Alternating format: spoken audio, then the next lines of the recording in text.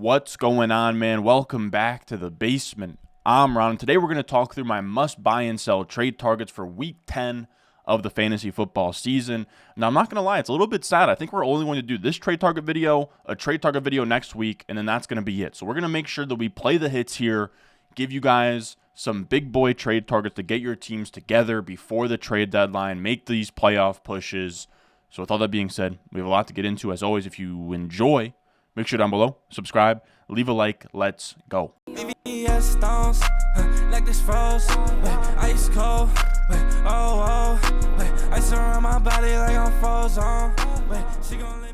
Now, like I said, we're going to play the hits today.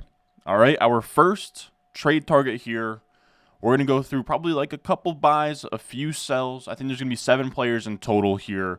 But first up, we have Breece Hall. Now, Breece Hall has been great. He's been amazing, but there is this big stink around the Jets right now, okay? They, like, pretty much what happened, they laid a big egg on prime time. They looked awful versus the Chargers. But what you guys have to understand, the Jets have looked like this all season long. You just saw it up close and personal on an island game. Like, there seems to be a lot of negativity around the Jets right now, which, don't get me wrong, I want Zach Wilson out of there. I want to see what Trevor Siemian's looking like. I'm mad we didn't trade for Josh Dobbs or trade for Jacoby Brissett or sign a Carson Wentz. I'm mad about all of it. But it seems like all of that is really amplified right now. Now, a lot of respect for Noah Pierce. He used to work with BDGE. He would do content over there. He's somebody that I followed and sort of looked up to early on in my career. He now works with Underdog, and he's somebody that I have fun with on Twitter. But I wanted to show this tweet because I think there's a lot of people out there that sort of see this and sort of feel the same way as Noah here. So he says, Breece Hall has had 4 usable fantasy weeks thus far. Week 1 where he broke off 2 big plays. Week 5 he dominated Denver. Week 6 inefficient on the ground. Day saved by a walk-in touchdown that Philly let him score. Week 8 day saved by massive catch and run TD. The most overvalued running back in fantasy football. And there's just a lot of this panic that I'm seeing on the timeline of the Jets have one of the worst offenses of football. This is all going to that was a weird thing to say, but this is all going to fall apart. You know, the offensive line sucks. The sky is falling. But here's the thing with Breece Hall. First of all, I think it's tough to just, like, remove his big explosive plays. That's what Breece Hall does. He's one of maybe 5 running backs that can do that on a replicable basis. You know, he is sort of similar to Kenneth Walker where his success rate's not going to be high, right? It's not going to be consistent every play, but it's going to be, you know, maybe a 3-yard carry, a 2-yard carry, a 4-yard carry, and then it's going to be a 25-yard carry.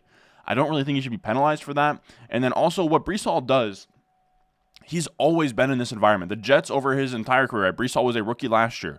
They have sucked over that entire span. Like, this is not anything new for Breece Hall playing in a bad environment with Zach Wilson at quarterback and a suspect offensive line. We could see Breece Hall, he has only played over 50% of the snaps in 8 games in his entire career, right? You have week 3, week 4, week 5, week 6 in 2022. You have week 5, week 6, week 8, week 9 in 2023. Over those 4 games, he averages 19.9 points per game.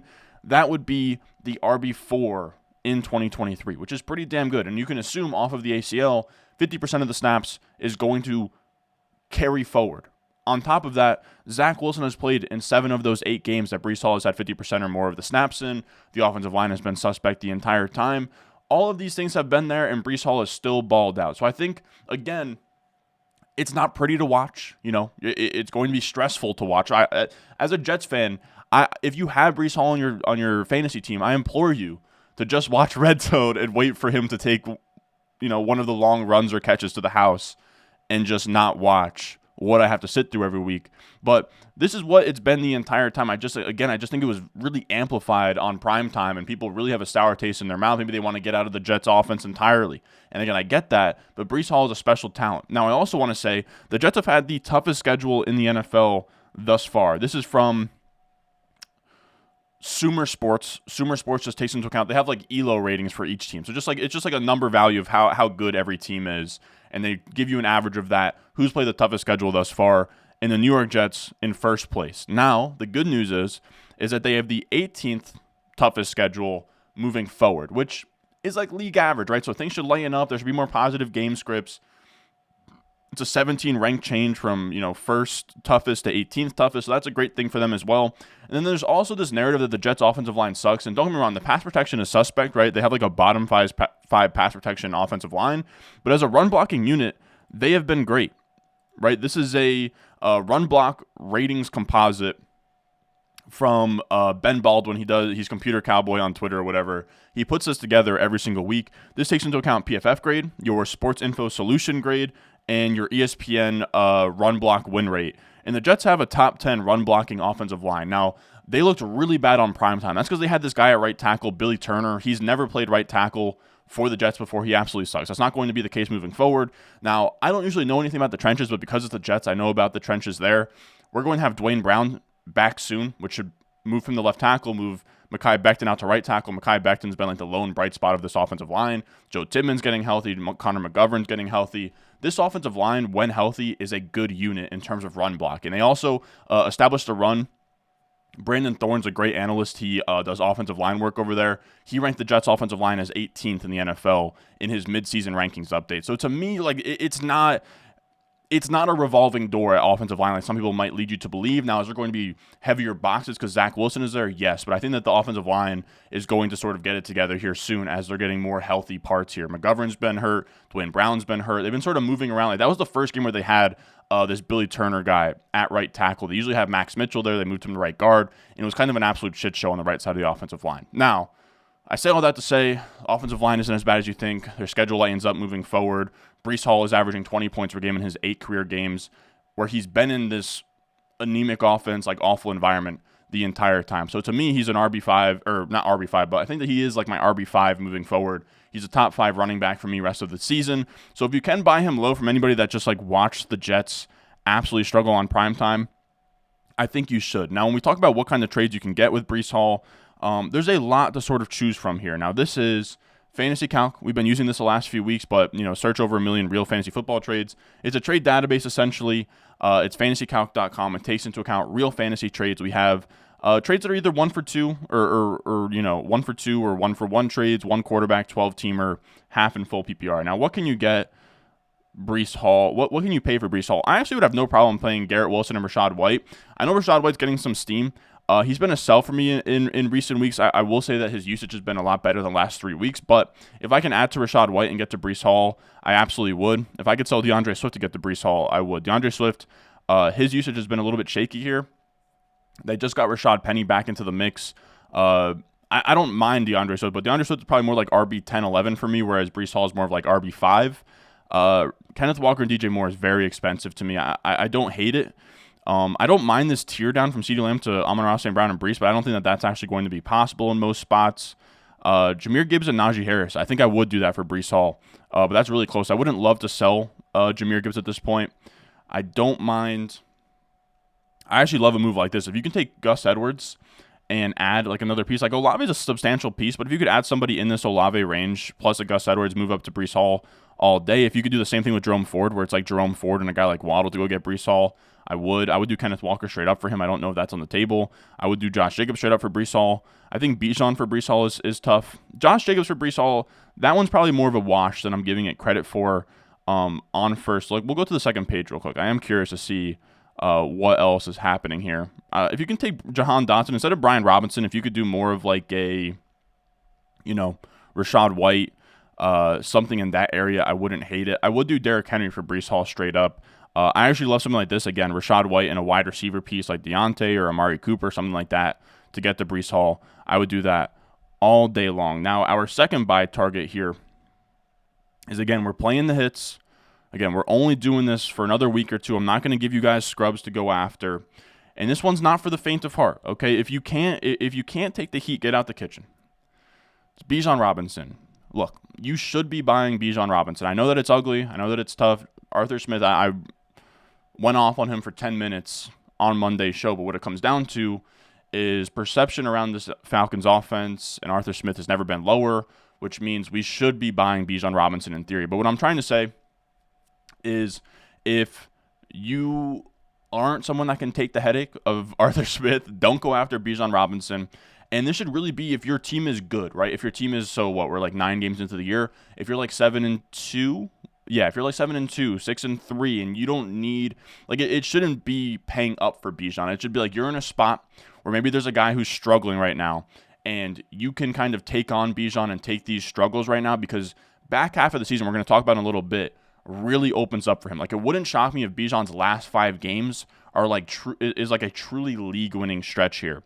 But we have this weird stretch of games for Bijan. We have a bye week next week. So this isn't, you don't buy Bijan to turn your season around, is what I'm trying to say. You buy Bijan as a luxury buy, as a good team, and you try and buy him on the cheap, and you add, can you do like a Najee Harris and Deontay Johnson and get Bijan, or something, like a 2-for-1 where you're really buying low on someone that's really frustrated. Now, Bijan's been good. Like, that's not a controversial opinion. It's really been more Arthur Smith, but you can see here, Jacob Gibbs has a tweet.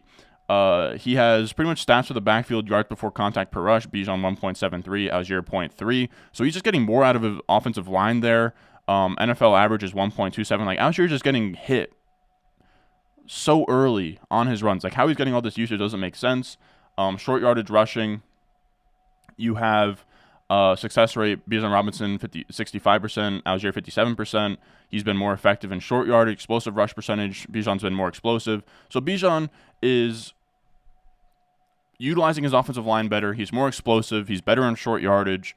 The Tyler Algier usage has been troubling, but at least it hasn't been working, right? At least the Falcons haven't been winning. They're in probably their worst stretch of the season right now. They are, shout out to Rich Rebrard, they are 9 of 17 in their goal-to-go possessions for touchdown, 30th in the league, because they just give weird carries to Jonnu Smith and Tyler Algier. But you have to imagine at some point it's not working. There will be change, right? Like, Arthur Smith is now coaching for his job. He is comfortably on the hot seat. They are not winning games. Something has to give here. Now, Bijan gets a really nice bounce back spot here. He gets the Cardinals this week, who are allowing the 3rd most fantasy points to running back. So hopefully you get a pop off here. He goes into the bye week, and then you get a dream schedule down the stretch for Bijan Robinson, where this is from JJ Zacharyason's data dump he does on his Patreon. It's very, very cool.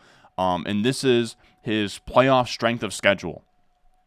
And he has the Falcons as having the 2nd easiest strength of schedule in the playoff weeks among all running backs, where they are going up against, this 3-game stretch is actually wild. They're going up against the Panthers, who allow the 2nd most fantasy points to running backs, the Colts, who allow the 5th most fantasy points to running backs, and the Bears, who allow the 8th most fantasy points to running backs. So again, if he can have a great game versus the Cardinals, bye week, he gets like a little bit of a tough stretch there, and then can become the main back, featured back, and he has that 3-game stretch, he could have 20 points in every single one of those games, and it wouldn't be all that shocking. This is still Bijan Robinson. He's explosive. He's efficient. He leads all running backs in routes. He's 3rd in running back targets right now. It's just that the targets since Taylor Heineke has come in, the targets have been there. The catches have not. I imagine they're going to get on the same page here soon. I think that better days are ahead. Again, if you can't handle the Bijan experience, it's not for everybody. But if you're in a spot where your team is good and you're not making a trade to save your season, I think you should go after Bijan Robinson. Now, if we look at what trades are going on with Bijan on Fantasy Calc, I imagine a lot of people are panicking and selling him for nothing. Garrett Wilson and Dalton Kincaid, I would do that in literally a heartbeat. Michael Thomas and Raheem Mostert, I would do that all day. Kyron Williams, Darrell Henderson, if somebody wants the Rams backfield, yes. Pittman and Singletary, yes, I would do that. James Cook and Taysom Hill, I would do that. I'm not keen on selling Travis Etienne, but if like this was ever on the table, Bijan and Gibbs, I would give it a thought. Devontae Smith for Bijan straight up, I would do that. Mixon for Bijan straight up, I would.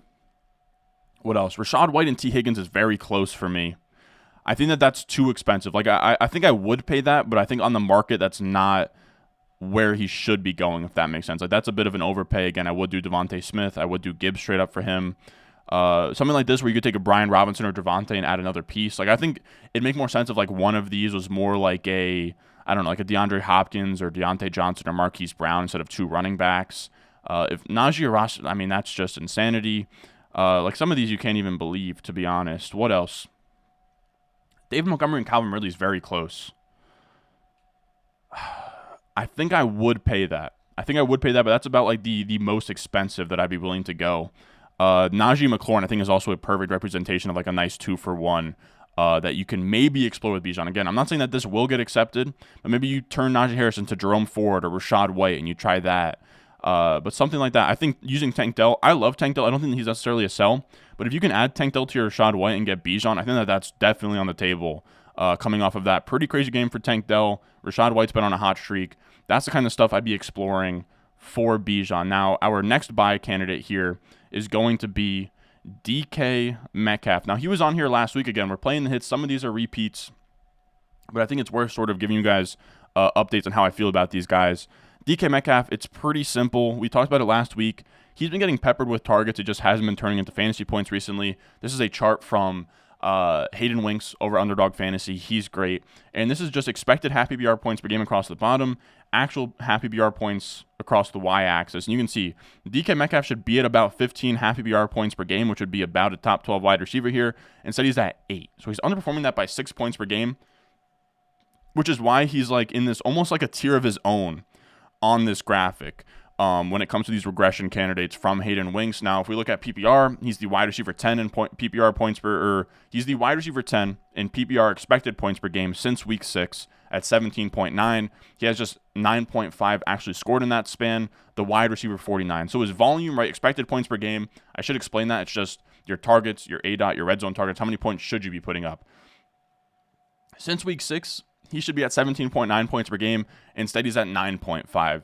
I do believe in this offense kind of rebounding here. I know that this was an awful week versus the Ravens. They lost 37-3, but I think that's the perfect time to swoop in, buy low. This passing offense, they want to pass the ball a ton. I do believe that Geno isn't as bad as he was in this game. I think he's going to have a little bit of a bounce back here. So I do like the idea of buying him, especially in this bounce back spot versus the Commanders this week, a team that is allowing the third most fantasy points to opposing wide receivers. Now, when we talk about what you can buy, how low you can buy DK Metcalf, he does still have some name value, but I don't mind sort of kicking around on DK Metcalf. Yeah, if you can take one of these, if you can take a like waiver running back like Jerome Ford or Gus Edwards and get DK Metcalf, like assuming that Jerome Ford or Gus Edwards isn't your RB2 in like a hero RB build, like let's say you have, I don't know, let's say you have like ETN and Breece Hall, and like Jerome Ford is someone that you like flex from time to time, or Gus Edwards someone you flex from time to time. See if you can turn that into DK Metcalf as like a strong flex option in that scenario. Puka Nacua for DK Metcalf, I would do that these days. Olave for Metcalf, I think is pretty lateral, so I wouldn't. What else sticks out? If I could do Marquise Brown for DK Metcalf straight up, I would. Gabe Davis and Dalton Schultz. I don't mind Dalton Schultz, but I imagine there's some of you guys out there that have like Dalton Schultz and Jake Ferguson, or Dalton Schultz and Kyle Pitts, or Dalton Schultz and Sam Laporta. If you can turn Dalton Schultz and like a piece like Gabe Davis into Metcalf, I don't mind that at all. If anybody's still holding out hope on Kyren Williams, I don't mind Kyren Williams, but I am skeptical. He's had ankle issues dating all the way back to college. We don't have complete clarity on Stafford. If you're in a spot where you need to win right now, I don't mind adding Kyren Williams to a lesser wide receiver to get Metcalf. What else makes sense? CD for Metcalf and Breece I would do, but I don't know that that's on the table. What else? Nothing else really sticks out here. Nico Collins and Kareem Hunt for DK Metcalf. I would actually do that as well. Addison and Miles Sanders for Metcalf. I think I would too. And then Gus Edwards again. Those like waiver wire running backs 100% would make that happen. Now, our next player we're going to talk about, our last buy candidate here is Devon Achane. Now, this one's pretty simple. Like you guys don't need any crazy analysis on this one. Devon Achane is technically the RB1 in points per game with 25.4 points per game. He was absolutely lighting it up as a rookie, then he gets hurt. Now, this is again a luxury buy. Similar to Bijan Robinson, you should be 6-3, 7-2, 8-1, something like that. And you should approach the Achane team. If they're 3-6 or they're 4-5 and they need a win and they can't afford to have Achane his buy, then he has to get up to speed. Like if it's very clear that they don't have time to wait for that, I think you should approach them and just kind of see what you can do. Because it seems like Achane is going to be just fine. Like this is a report from Deepak Chona. He is he was like a sports surgeon out of Harvard. Smart dude. He said Devon Achane, his injury average recovery is 3 weeks. So injury reserve was just a conservative measure. Expect return week 11 after the week 10 bye at full strength and low re-injury risk. So there's no risk there. Again, it's just something where if somebody's in a bad spot and they need a win very badly, you should approach them and give them something that can sort of win them this week. Now, when we look at the trade offers that we're seeing on Fantasy Calc, that's pretty much what you can do. Like, I love this deal of Rachaad White for Devon Achane. I would do that all day long. Any of these Rachaad Whites, Ramondre Stevensons, Jerome Fords, Gus Edwards, and like a small piece on top. I don't mind those whatsoever. Like Gus Edwards, Nico Collins for Achane. I would do that all day long. If somebody needs a tight end, Evan Ingram, sure. What else sticks out? I would do Derrick Henry, but I don't think you have to. I personally would prefer Achane rest of the season, but I think you can get something on top of Achane for that price. What else? Like Amari Cooper, I don't mind it. If you have a wide receiver that you're not really playing in your lineup, I don't hate that. But again, I would like these deals that are more like Rachaad White, Jerome Ford, those like kind of bench running backs that aren't really getting used a ton. What else is in here? Now, I think that some of you guys are going to be like, well, Ron, like if that's the case, then how come you didn't buy him weeks ago? But maybe a guy was like 4-1 weeks ago, and now he's 4-5. You know, it's not quite that cut and dry. Like somebody that didn't want to sell Achane 3 weeks ago might want to sell him now because their team's in a tough spot. I would do Montgomery for Achane straight up if I wasn't starting Montgomery, or if I had the luxury to wait for Achane to come back. I personally would. So I would just kind of look around, see where the Achane owner's head is at, and kind of see if you can, you know, give him players that are slanted more towards this week with like great matchups, right? Like the Falcons are playing the Cardinals. Maybe find something almost like DFS plays and kind of give him those for Achane. Now after that, we have a small little promo to talk about. We have Underdog Fantasy. They sponsor this video. They sponsor the entire channel. You can see the sign in the back. Underdog Fantasy is the best. You, of course, have fantasy drafts and best ball drafts on there. You can get into battle royales where you pretty much draft players for the given week. But they also have new customer specials like pretty much every week where you can try their pick'em games where you string together higher or lower on their projections for rushing yards, receiving yards, fantasy points, all that good stuff. I think if you get like 4 right, you 10 extra money. If you get 5 right, you 20 extra money. It's a fun way to sweat games. So if you're new to Underdog Fantasy, you can use promo code Ron. I'll have a link in the description in the comment section down below. Promo code Ron will take you to Underdog Fantasy, or it'll give you a deposit match up to $100. The link will take you to Underdog Fantasy using that promo code, and you can try out this pick'em special with Bryce Young. You can go higher on the 0.5 total yards. I mean, it would be shocking if you went lower than 0.5 total yards. Just a nice way to get a freebie on your pick'em slip. So make sure you check that out. It's for all new customers. Now, next up we have our sell section of this video. And first up we have Alvin Kamara. Now, we had him as a sell a couple of weeks back. We were maybe like 1 week early. He had the blow-up game versus the Colts, and everyone was like, Ron, you said to sell Alvin Kamara. You're an idiot. He doesn't look great at this point, to be honest with you. And I think that he's still holding like top 5 running back value, and that's why he's a sell to me. You have Jamal Williams back, and he's clearly a factor here. You can see. So Alvin Kamara, 79% of the snaps in week 6. And then Jamal Williams back in the fold, 72%. Jamal Williams still working back up. Now we're at 58% of the snaps for Alvin Kamara. Now, just a reminder, this table here is from My Fantasy Life. It's over on Matthew Berry's site, Fantasy Life. It's engineered by Dwayne McFarland. It's a really cool tool that kind of shows you usage over given weeks. And you can see Jamal Williams has now worked all the way back up to 42% of the snaps, which then also in turn give Alvin Kamara season lows in snap share, touches, fantasy points with just 11 in this game here. Rush attempts all the way down to 35%, routes down to 50%, targets at 16% is not terrible. But the thing that's really hurting him is Jamal Williams is taking away long down and distance snaps. You can see, so LDD, that's like 3rd and long, 2nd and long down and distance.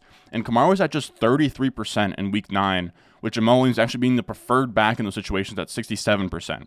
Now, Kamara still has the 2-minute drill snaps, but you have to understand he's getting a lot taken away by Jamal Williams here again. Jamal Williams at 40% of the snaps. So now you have almost I would call it like a 55-45 split. And then on top of that, you have Taysom Hill taking 11 carries and taking goal line carries last weekend. So you're now getting you're now getting your volume taken away from two sides. You have Jamal Williams taking between the 20s touches, and then also, shockingly, long down and distance snaps. And then on top of that, you have Taysom Hill taking away red zone carries.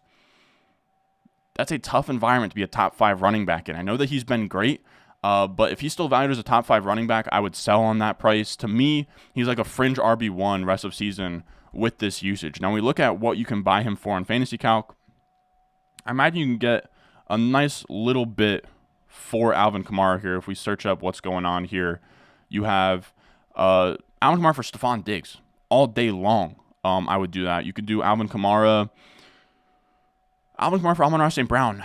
I would do Alvin Kamara for Bijan in a piece. I would want something on top of Bijan Alvin Kamara for Amon-Ra St. Brown in a piece. I don't know how that works, but I would. Alvin Kamara, if I could do Alvin Kamara straight up for Jonathan Taylor, I would. If I could maybe get a piece on top of Jonathan Taylor, I would love that. What else stands out here? Kamara for Swift and Laporta, I would do that, but that's not like something that I think you have to do. Kamara and Jerome Ford, if you can add a piece to Kamara and get up to McCaffrey off of bye, I would love that a ton. Kamara for Saquon in a piece, I don't hate that. Is there anything else that sticks out here? I'm looking for like Kamara for Pollard in a piece looks nice. Again, Kamara, if you can add to Kamara to get McCaffrey, I don't think that's going to happen in most spots, but I would. Kamara for Kelsey, I would. Kamara, I'm trying to see if there's any of those like big name running backs here that would be really nice to go after. Because I'm telling you, I think if you can if you could do like Kamara for Bijan Laporta, like that's absolutely beautiful. Those type of moves. Again, I'm not selling Kamara for chump change, but if you can get somebody that if we like redrafted today would be like a first or second round pick, I personally would. Now, if you want to hold on Kamara and just ride out his production, I have no issue with that. Now, our second sell of the day is Christian Kirk here. Christian Kirk is the wide receiver 21 in points per game. He is the wide receiver 38 in volume. You can see, based on his expected points per game, he's in this area with like Pickens and Dobbs and London and Zay Flowers and Zay Jones and Michael Thomas. Now, Addison's there, but Addison's been very good. As a rookie, you get more and more volume as you go. Christian Kirk, to me, is just someone who's valued as like a fringe top 24 wide receiver when he's more of like a flex play at this point to me, just based on what his volume says. And then on top of that, he's coming off a down game where Calvin Ridley looked really good. They go into the bye. They're getting Zay Jones back. And we talked about this weeks ago. People are going to say, oh, well, correlation isn't causation, whatever. Here's the thing with Calvin Ridley. With Zay Jones out, Zay Jones is the X-wide receiver in this offense. So he's very much like the Gabe Davis, Mike Williams in this offense. When he's removed, you're now taking Calvin Ridley, who's more of like a Stephon Diggs, Keenan Allen type, and you're asking him to run X-wide receiver routes and clear out downfield, open up things underneath for Evan Ingram and Christian Kirk. And that's the role that he's been in since Zay Jones got hurt. Now, Zay Jones is back after bye. He's going to be back in his usual X-wide receiver role, and that's going to let Calvin Ridley move over to the Z flanker role and let him operate like a Stephon Diggs, like he usually does. And that's going to really funnel a lot of targets to Calvin Ridley. It's going to funnel some targets to Zay Jones in the proper role that he's used in. And you have Christian Kirk fighting with Evan Ingram for those like short to intermediate routes and targets. So he's really been underperforming that volume. You can see here Calvin Ridley 16.6 points per game in games with Zay Jones, 6.7 without him. So he's very good in games with Zay Jones. Zay Jones is back. So to me, if I could sell Christian Kirk, I would. I think that there is still a market for Christian Kirk where people are like, oh, yeah, he's like a top 24 wide receiver. That's a good thing to trade for. Now, I think he's going to be usable and someone you can flex moving forward. But if I could cash out in any capacity, I would be looking to do so. Now, when we look at what trades he's going for, I mean, Christian Kirk for Keenan Allen, I don't think that's actually on the table here. But if you can do, yes, like this is perfect, man.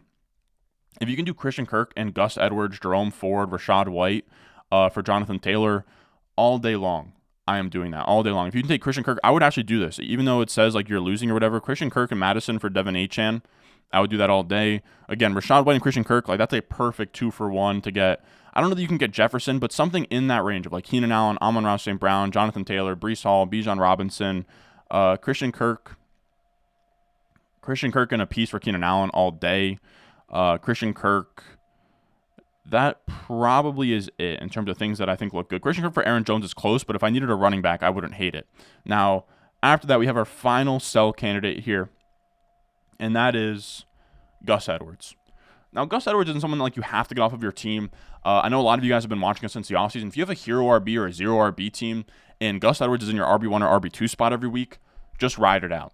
Just ride it out. But if you are one of these teams where you have like a Breece Hall, Travis Etienne, RB1, RB2, or like, Bijan, ETN, something like that, no reason to have Gus Edwards in your flex spot. I just don't know how long it's going to be sustainable for him to be a startable running back. Keaton Mitchell is like genuinely a threat to make Gus Edwards go from 60% of the rushes and the goal line stuff to 30% of the rushes and then all the goal line stuff, which is still good, but it's, he goes from someone who's like a top 24 option this week to kind of like what Kareem Hunt's role is, which like is more of a shaky RB3. So if I could capitalize him being really good over his last 3 games, I would. He scored 6 touchdowns in his last 3 games. Over his last 3 games, he's at 22.7 points per game, the RB4 in fantasy football.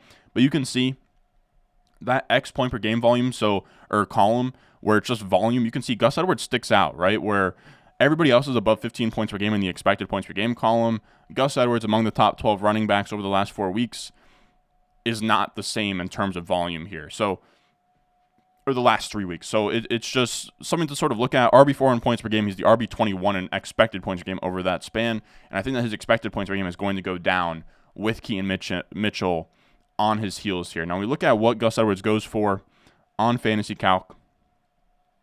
We see, I love this. If you can do Gus Edwards in like a piece to go get Devontae, I absolutely love that. Again, you're going to do a 2-for-1 with Gus Edwards. No one's going to just want Gus Edwards off of your team. You're going to have to add him to somebody, but Gus Edwards and Kirk for Jonathan Taylor. We looked at that one. I love that. Gus Edwards, I would love a 2-for-1, but Gus Edwards for Deontay straight up, I would. Gus Edwards for Addison straight up, I would. Gus Edwards for Ramondre straight up, I would. Gus Edwards and Nico Collins for Devon Achane, I would. Edwards for Pittman, I would. So you can see, like 2-for-1s, I absolutely love it. Again, like this to me is perfect. Like Nico Collins and Gus Edwards for Achane, like we said. And then the other one I really liked was Gus Edwards and Kirk for Jonathan Taylor. So something like that. If you can use Gus Edwards as a sweetener in a 2-for-1, I think that makes a ton of sense. Now that's going to do it for us today. As always, I have my rest of season rankings live. I posted them yesterday. If you're making trades and you kind of want to see how I value players, I have my rest of season rankings, like my top 150 every week that comes out. That's live right now on Patreon, patreon.com/Ron Stewart. And again, remember, we have a nice little Bryce Young promo going on Underdog Fantasy. Just use promo code Ron and they'll match your first deposit up to $100. So, all that being said, hope you guys enjoyed. Again, I think we only have one trade target video left. I do enjoy making these for you guys. So we'll see what we do after that. We'll probably maybe shift into dynasty trades, or maybe we'll just do rest of season stuff. We'll see. Now, as always, I appreciate you guys watching, and I will see y'all in the next one.